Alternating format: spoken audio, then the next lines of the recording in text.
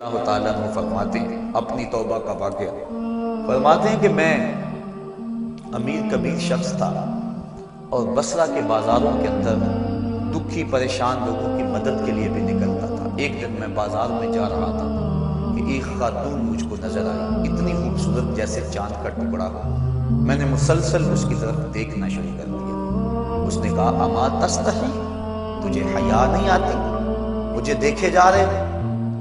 کہتے ہیں میں نے کہا ممن، کس سے حیا کروں؟ تو اس عورت نے کہا فمن یعلم خائنۃ الاعین وما تخفی الصدور، اس سے حیا کرو جو دلوں کے بھید جانتا ہے، جو آنکھوں کی خیانت کو جانتا ہے، اس سے حیا کرو۔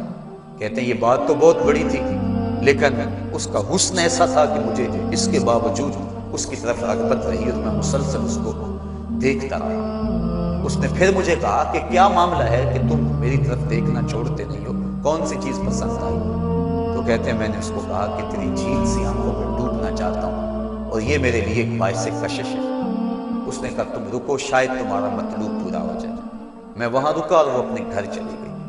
تھوڑی دیر کے بعد اس کی خادمہ تشت کے اوپر کپڑا ڈالا ہوا ہے اور میرے طرف بڑھایا۔ کہتے ہیں میں نے جب کپڑا اٹھایا تو اس کے اندر اس کی دو آنکھیں تھیں اور اس کے اوپر لکھا ہوا تھا کاغذ کے ٹکڑے پہ لا اريد عینا یفتتن بسببها احدا، میں ان آنکھوں کو رکھنا ہی نہیں چاہتی جس کی سبب سے ایک مومن فتنے میں پڑ جائے۔ کہتے ہیں کہ میں نے اپنی داڑھی کو پکڑا اور زاروں کے تار رونے لگا۔ میں نے کہا اے حسن بصری، تو اس عورت سے بھی گیا گزرا ہے؟ اتنا خوف اس کے سینے کے اندر؟ کہتے ہیں میں داڑھی کو پکڑ کے زاروں کے تار رویا اور گھر چلا گیا۔ ساری رات میں نے توبہ میں گزارا۔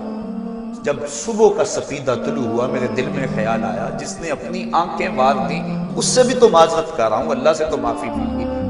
کہتے ہیں کہ میں صبح اٹھا اور جب اس عورت کے گھر کے دروازے کے قریب پہنچا تو اس کا جنازہ نکل رہا تھا۔ میں پھر بڑا پریشان ہوا، واپس آیا، سارا دن مشکل میں گزارا۔ رات جب میں سویا تو وہ عورت مجھے خواب میں ملی۔ میں نے کہا کہ مجھے کوئی وصیت کرو۔ تو اس نے کہا اذا خلوتا فاذکر اللہ، میں تجھے وصیت یہ کرتی ہوں جب تم تنہائی میں ہوا کرو تو اللہ کو یاد کیا کرو۔ وَإِذَا أَصْبَحْتَ وَأَمْسَيْتَ فَاسْتَغْفِرِ اللَّهَ وَتُبْ إِلَيْهِ، اور جب تم صبح کرو یا شام کرو تم استغفار پڑھا کرو۔